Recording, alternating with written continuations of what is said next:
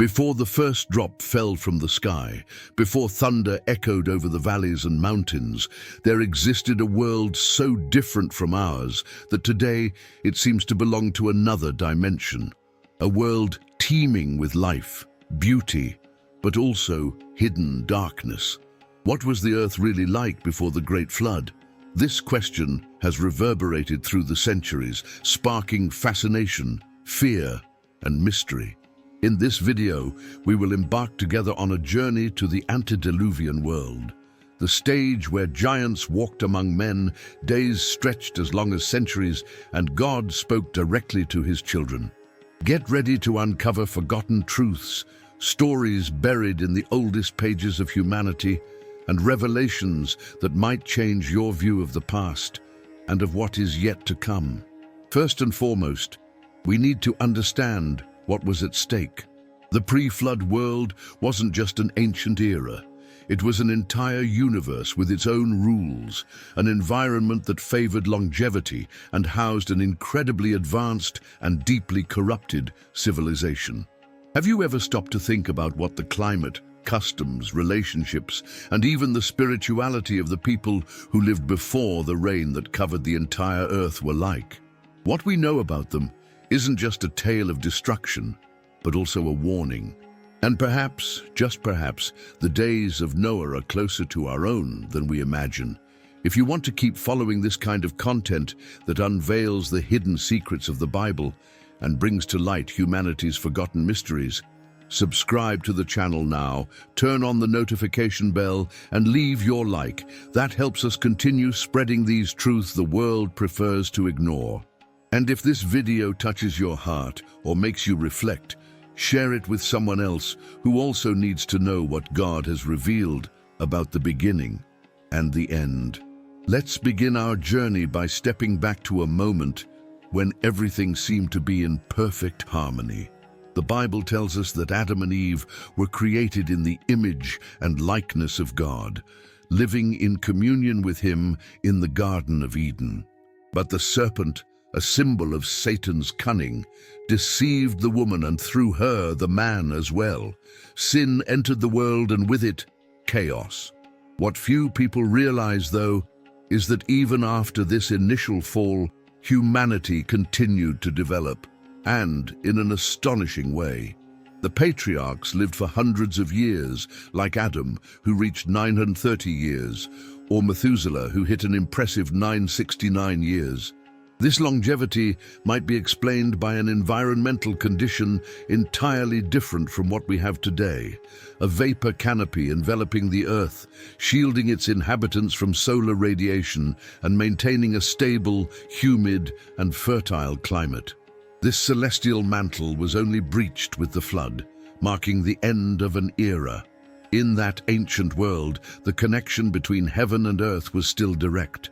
God spoke to men. Adam heard his voice. Cain did too. And Enoch, Noah's great-great-grandfather, walked with God so closely that he was taken by him without experiencing death. But while there were men of faith, there were also those who plunged deeper and deeper into corruption. The Bible mentions that the sons of God saw that the daughters of men were beautiful and took wives for themselves, giving rise to a mysterious and feared race, the Nephilim, giants, hybrids, beings of supernatural strength, known for their wickedness and violence. Though interpretations vary, many scholars assert that these sons of God were fallen angels who abandoned their heavenly abode to corrupt creation. The world became filled with blood, oppression, and perversion. With each generation, humanity drifted further from God. It was in this context that Noah lived. Amid the moral and spiritual darkness of his time, he was a light. The Bible states that Noah was righteous and blameless in his generation, and that's no small feat. He walked with God at a time when everyone else was walking in the opposite direction. While the people devoted themselves to violence, idolatry, and immorality, Noah listened to God's voice and obeyed. When the Lord decided it was time to bring judgment upon the earth, he chose Noah to carry out a plan that seemed impossible. God commanded him to build a gigantic ark of proportions never seen before to preserve his family and representatives of every animal species. For about 120 years, Noah worked on building the ark. At the same time, he preached, he warned, he proclaimed that judgment was coming, but no one listened. Men laughed at him, called him crazy, a fanatic, an alarmist. After all, up to that point, it had never rained on the earth. The concept of a global flood was absurd to that generation. They lived as if nothing could happen. They married, ate, drank, built cities, and pursued their own pleasures, with no fear of God. They didn't know they were facing a point of no return. Meanwhile, Cain's descendants thrived in human achievements. Cities were raised, like the one he dedicated to his son Enoch. Musical instruments were invented, metalworking techniques developed, and civilization flourished with the appearance of progress. But this progress was divorced from God's presence. The spirit of rebellion, inaugurated by Cain, intensified. His descendant Lamech boasted of his violent acts, claiming that if Cain would be avenged 7 times, he deserved 77-fold vengeance. Corruption had tainted everything: families, relationships, social and spiritual structures. Wickedness wasn't the exception, it was the norm. And then God looked at the earth and saw that it was filled with violence. Every thought of the human heart was continually evil. Creation had been distorted. God grieved that he had made man and decided to put an end to that generation. But Noah found favor in the Lord's eyes, not by his own merit, but by his faith, his obedience, his willingness to walk against the tide. He and his family were chosen to start a new story. The ark began to take shape, a massive vessel of gopher wood coated inside and out with pitch. With 300 cubits in length, 50 in width, and 30 in height, about 135 meters long, it was a true floating fortress. Divided into decks and compartments, it was designed by God's direct instruction to withstand the waters that would cover the entire earth. It was more than a ship. It was a symbol of mercy, a refuge prepared by the Creator himself to save those who trusted in his word. As the wood of the ark creaked under the blows of tools, each hammer strike was a warning. Each obeyed measurement was an act of faith. Noah saw no signs in the sky, smelled no rain, had no visible proof, only a divine command and an inner conviction that God was true. And so, day after day, he kept building the impossible while everyone around him continued mocking. Time passed, generations came and went, but the ark rose, silent and steadfast, like an altar of salvation amid the desert of unbelief. Then, one day, God spoke again. It was time.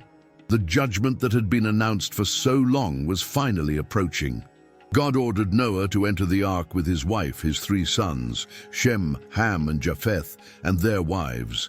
Animals of every kind were to enter as well, 7 pairs of the clean animals and 1 pair of each unclean animal. Insects, reptiles, birds, mammals. Every creature that breathed and moved on the earth had a place reserved in that vessel built by obedience. And when everything was ready, when Noah and his family were inside along with all the animals, it was God himself who shut the ark's door. A symbolic and definitive gesture. The time of warning was over. Grace had been offered. Now came judgment.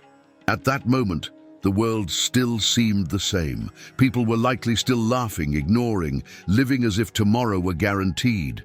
But then, the first drops began to fall, and they weren't just ordinary rain. The Bible describes that all the fountains of the great deep burst forth, and the floodgates of the heavens were opened. Water gushed from the depths of the earth and poured down in torrents from the sky. An overwhelming force took over the planet. The waters rose swiftly, swallowing crops, villages, towers, and even the highest mountains. Nothing withstood it. Not walls, not wealth, not power, not science, not fame. There was only one safe place: inside the ark. For 40 days and 40 nights, the rain fell without ceasing. Rivers overflowed, seas churned, underground springs burst open. It was as if the planet itself were weeping, expelling the wickedness that had corrupted it. Every living thing that breathed outside the ark perished. The earth, once vibrant and full of life, became an ocean of judgment. Noah and those with him floated above the waters for 150 days. There was no more solid ground, only sky and sea and the promise that God was still in control. Though the silence was agonizing and the isolation oppressive, Noah knew God's faithfulness was greater than any storm. Then God remembered Noah. And when God remembers, something changes. A wind began to blow, the waters receded. The fountains of the deep closed, the floodgates of heaven shut. Fury gave way to calm. Slowly, the surface began to emerge. First, the highest peaks, then the hills, and then the valleys. The ark came to rest on the mountains of Ararat, a rugged region that stands as a witness to this day. But Noah didn't rush. He waited. He sent out a raven, which flew back and forth. Then he released a dove, which returned because it found no place to land. 7 days later, he sent the dove again, and it returned with an olive leaf in its beak, a symbol of hope, peace, and renewal. Finally, when he released it once more, it didn't return. It was time to step out. Upon setting foot on dry land again, the first thing Noah did wasn't to seek food or build a house. He built an altar, a gesture of gratitude and recognition. He took from every clean animal and offered burnt offerings to the Lord. And God, smelling the aroma of that sacrifice, made an eternal covenant. Never again would he destroy all life with a flood. As long as the earth endured, there would be seed time and harvest, cold and heat, summer and winter, day and night. That moment marked not only the end of judgment, but the beginning of a new era. God blessed Noah and his sons, commanding them to multiply and fill the earth. But he also set boundaries and responsibilities. From that point on, man would be permitted to eat meat, but he must respect the value of life. Justice would now play a crucial role in preserving order. Whoever shed human blood would have their life demanded in return, for man was created in God's image. It was then that God sealed this covenant with a visible sign in the sky, the rainbow. Not just a band of colors, but an eternal reminder of the alliance between the Creator and every creature. Whenever clouds gathered and the threat of a storm loomed, the rainbow would be there to remind us that despite human failure, God remains faithful, that He is just, but also merciful, that His grace precedes His judgment. The world had changed. Humanity had a new chance. But the human heart still bore the scars of the fall, and though Noah's generation began a new lineage, with time, sin would spread again. Nations would form, languages would multiply, and history would run its course until the day when God, once more, would bring judgment, not with water, but with fire. But that's another chapter. The flood story isn't just an ancient tale, it's a mirror of what we live today. Jesus said that in the days leading up to His return, the world would be as it was in the days of Noah, people living as if nothing would happen, ignoring the signs, rejecting the warnings, immersed in themselves.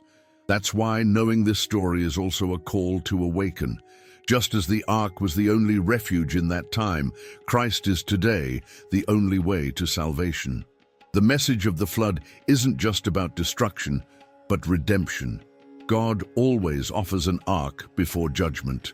He always prepares an escape for those who seek Him. Noah was saved because he trusted, because he obeyed, because even without fully understanding, he built with faith. And you? Are you building your life on God's word? Are you attentive to the signs? Or are you living like those who mocked until it was too late? The time is still one of grace. The ark's door is still open. But one day it will be shut, not by human hands, but by God's own. Perhaps this story has stirred something within you. Perhaps for the first time, you're seeing the world through different eyes. If so, don't ignore that feeling. The same God who spoke to Noah speaks to us today. The same love that saved a family longs to reach your heart. And so, with the rainbow shining over the earth, the promise was established. The restart was granted, and hope was reborn among the mountains. Because even after the greatest judgment humanity has ever faced, God showed that His mercy is greater than the flood, and that as long as there is life, there will also be a chance to return to Him.